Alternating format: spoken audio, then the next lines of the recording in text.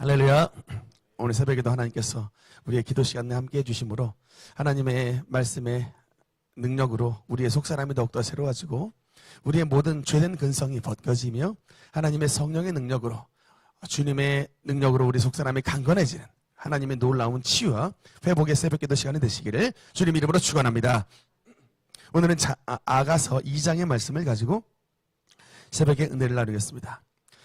우리 지난 시간에 이어서도 말씀을 드렸지만 이 아가서는 이제 솔로몬의 아가인데 솔로몬이 술람미 여인과의 이 사랑 이야기를 통해서 우리 그리스도와 주님의 신부인 교회의 이 사랑과 친밀함에 대해서 말씀을 하고 있습니다. 왜 하필이면은 이런 남녀 간의 사랑의 이야기가 성경 안에 들어있는가를 생각했을 때, 그러니까 이거예요.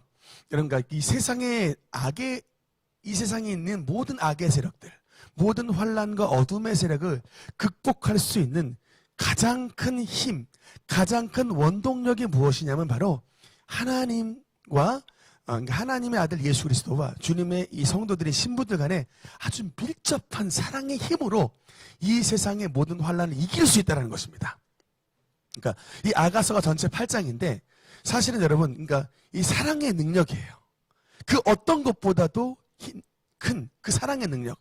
여러분, 그래서 사실은 우리가 이 세상을 어떻게 이길 수 있느냐? 예수님께서 저와 여러분을 위해서 돌아가신 십자가 사랑으로 이기는데, 그 십자가의 사랑에 마치 말하자면 남편이 여러분 신부들 위해서 희생하는 것처럼 우리의 주님의 모든 신부들을 위한 교회들을 위해서 예수님께서 십자가에서 자신을 못 박도록 내어주신 것입니다. 그 사랑에 우리를 얼마나 사랑하셨는지 신랑 되신 예수님이 신부이신 주님의 교회와 그 모든 성도들을 위해서 자신을 못 박도록 내어주신 겁니다. 그래서 그 신랑이신 예수님의 사랑의 능력, 사랑의 힘으로 이 세상의 모든 환난과 어려움을 이기는 것입니다. 그런데 이 마귀라는 놈은요, 그 존재 자체가 사랑이라는 게 없어요. 사랑의 힘이 뭔지를 모릅니다. 마귀는 뭘로 뭉쳐있는 존재냐면 시기와 질투와 교만으로 뭉쳐진 존재입니다. 그리고 그 시기와 질투와 교만의 힘을 그냥 그 자신의 모든 힘의 원동력으로 삼는 존재가 바로 마귀예요. 하여튼 사랑하는 꼴을 못 봐. 잘 되는 꼴을 못 봐요. 잘 되면 질투심이 발휘해서 짜게 나야 직성이 풀리는. 그리고 뭔가 누가 이렇게 그냥 자기 포지션이 낮은 것 같으면 그를 끌어내리고 지가 올라가 봐야 직성이 풀리는 놈이 마귀예요. 그러니까 여러분, 이 세상에 마귀의 논리도 엄청나게 큰 힘이 있는 거예요. 내가 맨 꼭대기에 올라가야 돼. 그래야 나는 존재할 수 있는 이유가 돼. 내가 돈 제일 많이 벌어야 돼. 그래야 나는 삶에 의미가 있어. 다른 놈들보다 내가 제일 잘 돼야 돼. 이 논리로 살아가는 사람이 얼마나 많습니까만은 그 머릿속에는 참 대부분의 이 마귀가 갖다주는 그런 질투와 마귀가 갖다주는 교만으로 이게 여러분 사람의 사상들이 물들어 있기 때문에. 그런데 이런 교만과 담심과 여러분 그냥 자기 잘난 맛에 사는 이런 모든 세상의 악을 이길 수 있는 유일한 힘의 원동력이 뭐냐면 바로 신랑이신 예수 그리스도께서 우리에게 부어주시는 그 사랑의 힘을 믿고 순수하게 나아가는 그런 어떤 이 친밀한 남녀 간의 사랑으로서 이길 수가 있다. 이것이 바로 이제 아가서의 여러분 핵심 포인트가 되게 되는 것입니다. 그래서 여러분 오늘 특별히 아가서 2장에서는 주님의 사랑을 힘입은 자에게 나타나는 이 특징이 있는데 한번 보겠습니다. 1절, 2절, 1절과 2절 같이 한번 읽어보겠습니다. 시작. 나는 사론에 수선하여 골짜기에 백합화로다. 여자들 중에 내 사랑은 가시나무 가운데 백합화 같도다. 아멘. 여러분, 이 1절과 2절의 말씀이 이 노래하는 이 주체가 달라요. 제가 말씀을 드렸죠. 이게 일종의 희곡이라고. 그러니까 그 앞에 우리 연극 보면은 여러분 셰익스피어 햄릿 봐도 여러분 햄릿이 말하고 햄릿의 아버지 누가 말하고 이렇게 앞에 주체가 나오지 않습니까? 그러니까 이것도 마찬가지예요. 아가서 2장 1절에는 나는 사론에 수선하여 골짜기에 백합화로다 라는 이 구절은 술람미 여인이 하는 노래고, 2절에 여자 중에 내 사랑은 가시나무 가운데 백합화 같도다 이 구절은 이제 솔로몬이 하는 노래입니다. 그래서 이게 1절은 술람미 여인의 노래, 2절은 솔로몬의 노래예요. 그러니까 술람미는 뭐라고 자신을 말하냐면 나는 사로론에 수선하여 골짜기에 백합화로다. 근데 이 말을 받아서 솔로몬은 뭐라고 말하냐면 여자들 중에 내 사랑은 가시나무 가운데 백합화 같도다. 같은 백합화인데 술라미 여인은 자기를 가리켜서 뭐라고 하냐면 골짜기에 있는 백합화, 즉 그냥 별로 사람들의 눈에 띄지도 않는 그냥 평범한 그런 인생 같습니다. 나는 그냥 골짜기에 있는 백합화 같이 그저 그런 존재입니다 라고 말을 하는데, 그 말을 받아서 이제 신랑이신 솔로몬은 뭐라고 하냐면 그게 아니고 당신은 여자들 중에 내 사랑은 가시나무 가운데 있는 백합화 같도다 라는 말입니다. 무슨 얘기예요? 그게 아니라 당신은 골짜기의 백합화 같은 평범한 인생이 아니라 당신은 군계일학과 같소 라는 얘기입니다. 가시나무 가운데 있는 백합화. 여러분, 가시나무의 특징이 뭔지 아십니까? 뗄감 말고는 쓸모가 없어요. 그러니까 그냥 어떤 것으로도 쓸모가 없는 게 가시나무입니다. 근데 그 솔로몬의 눈에는 다른 모든 여인들은 다 그냥 가시나무, 나에게는 아무 쓸모없는 그냥 의미 없는 존재라는 거예요. 오직 당신만이 가시나무 가운데 있는 백합화 같은 나에게 유일한 의미가 되는 유일한 사랑의 존재, 유일한 아름다움입니다 라고 여러분 이렇게 응답을 해주는 겁니다. 그래서 참 여러분, 이게 예수님을 믿는 참된 사랑을 회복이 되면 일단 우리의 심령 가운데 뭐가 회복이 되냐면 자존감이 회복이 되는 거예요. 자존감. 그러니까 여러분, 이게 자존심하고 자존감은 결정적으로 차이가 나는 게 뭐냐면 자존심은 상대적 우위의 마음이에요. 저 사람하고 나랑 비교했을 때 내가 돈을 얼마나 버나, 내가 인물이 어떠나 해서 쟤보다 인물이 내가 낫지, 저 사람보다 내가 돈 잘 버니까 내가 낫지 라고 하는 비교, 상대적 우위로 말미암은 만족감이 바로 자존심인데, 여러분 자존감은 뭐냐면 그게 아니고 그 존재 자체로서 나오는 가치가 바로 자존감이에요. 여러분, 근데 우리 예수님을 만나면요, 우리의 존재 자체로서 주님이 인정해 주세요. 우리 존재 자체로서, 그러니까 어떤 남과의 비교해서 귀한 사랑이 아니라 그 자체가 이쁜 거예요. 여러분, 자식들 낳으시면 어떻습니까? 얘가 뭐 다른 애들보다 이뻐가지고 사랑스럽습니까? 다른 애들보다 키가 크고 다른 사람들보다 뭔가 좀 잘나야 이쁘냐고요. 내 새끼니까 이쁘잖아요. 그냥 내 자식이니까 그 존재 자체만으로도 세상에 그 무엇과도 바꿀 수 없는 사랑이 우리 심령 가운데 나오게 되는데, 예수 그리스도의 사랑이 바로 그것입니다. 그냥 남들과 비교해서가 아니라 그 자체가 너무 이쁜 거예요. 다른 사람들은 그냥 이 존재 자체를 골짜기의 백합화로 볼지라도 하나님은 저와 여러분을 가시나무 가운데 있는 백합화, 비교할 수 없는 하나님의 사랑으로서 그 존재 자체가 아름다움으로 바라봐 주시는 것입니다. 그래서 주님을 진짜 만난 사람들은 어떤 이런 세상적인 이런 가치관으로 말미암아 열등감에 시달리지가 않아요. 여러분, 전 그렇습니다. 저는 김병상 목사님, 그 만나교회 목사님 설교를 한번 들었는데, 그 옛날에 자신이 가졌던 컴플렉스에 대해서 부치하게 자기는 정말 컴플렉스 덩어리였대요.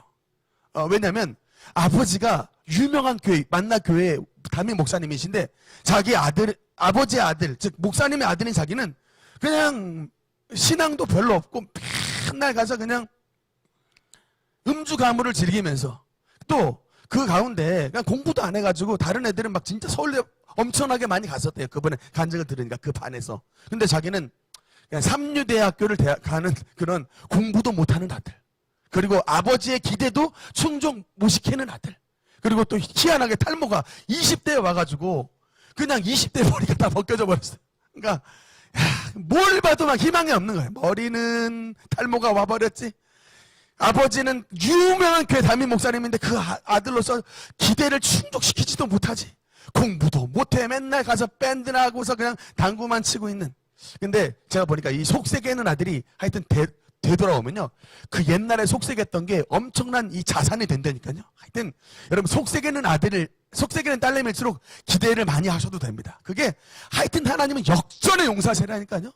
우리 지금 대한민국의 유명한 이 만나교회, 이 목회자들의 굉장한 그 샘플로서의 삶을 살아가시는 그분이 과거 한때는 참 부모님의 기대를 저버리고 그냥 이게 힘들게 살았던 분이었다니까요. 이 열등감 덩어리. 근데 주님을 만나고 나서 군대에서 이제 군목을 하시면서 주님을 만났는데, 그 주님을 만나고 나니까 모든 게 다 그냥 모든 이런 열등감들이 다 떨쳐지더래요. 그냥 뭐 누가 머리가 대머리라고 놀려도 그냥 아이고 뭐 하나님께서 나를 빛의 도구로 쓰셨다고 아주 그냥 진짜 그게 하나도 이게 막 그냥 열등감으로 느껴지지 않더랍니다. 뭔가 막 가리고 싶고 피하고 싶고 막 이렇게 하지 않고 그냥 더 있는 모습 그대로 사랑하신 하나님을 감사하면서 그냥 주님 앞에 항상 감사와 만족함으로 나가게 됐다.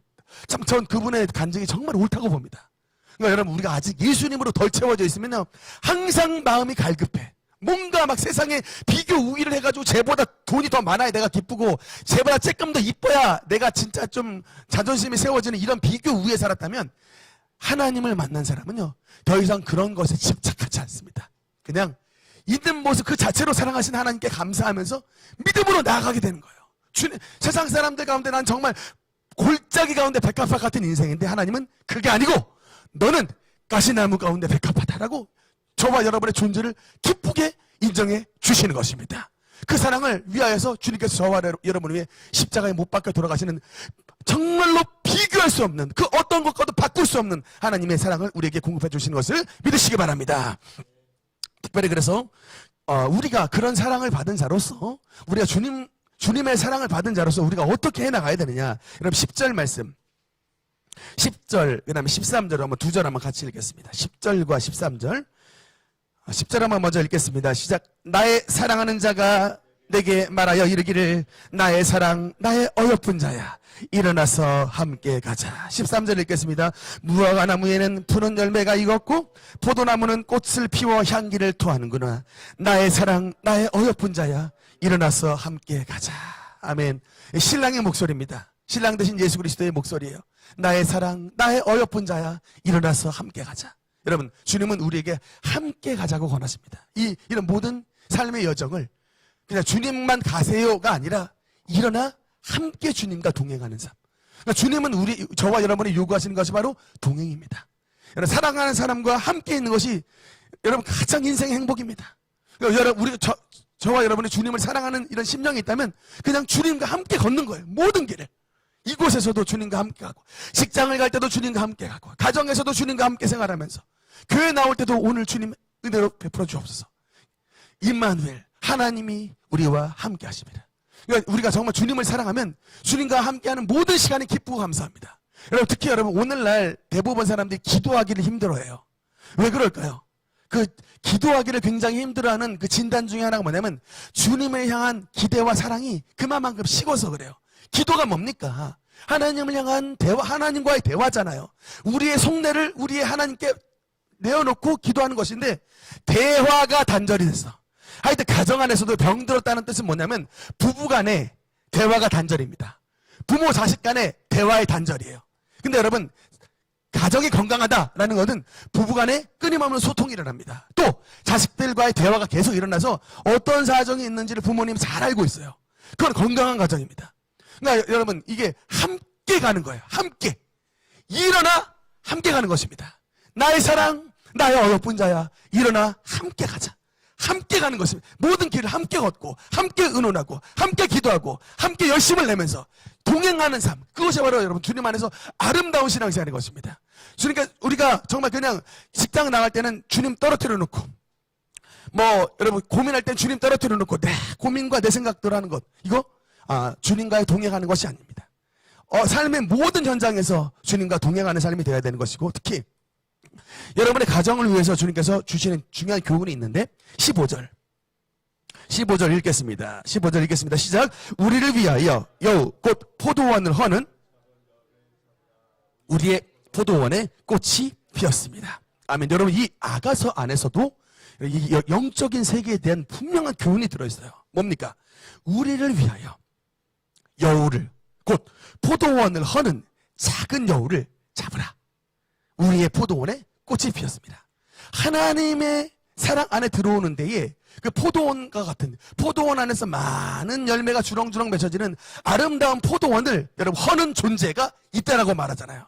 그래서 우리를 위하여 이 포도원을 허는 여우를 잡으라. 근데 그 여우가 쬐끄만한 여우라 그 존재가 딱 보이지 않는데 숨어서 움직이는데 이 여우라는 놈이 특징이 뭐예요? 간교하다는 거예요. 간교하고 보이지 않는 우리의 아름다운 가정 안에서 신앙의 이 신랑 대신 예수 그리스도의 사랑 안에서 우리가 삶을 누려야 되는데 이거를 방해하고 꽃을 자꾸 떨어뜨려 버리는 존재가 있다는 거예요. 여러분 이 농사 지을 때 꽃이 떨어지면 여러분 어떻게 됩니까? 그 꽃의 자리에서 수분이 나가지고 열매가 맺게 되는데 그 꽃을 떨어뜨려 버린다. 열매가 맺혀지지 않는 거예요.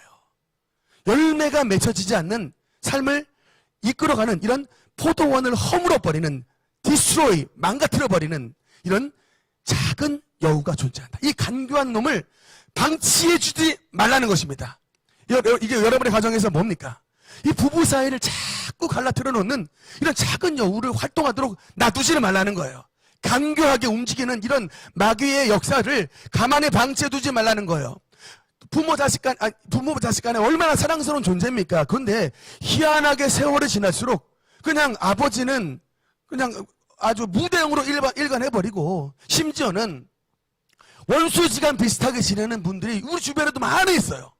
그 하나님이 사랑으로 세워놓으신 포도원 꽃동산과 같은 우리의 이 가정이 어찌하여 이렇게 파괴가 되고 망가졌습니까? 다른 게 아니에요. 영적으로 보면 이런 포도원을 허물어뜨리는 이런 작은 여우를 방치해 뒀다는 얘기입니다.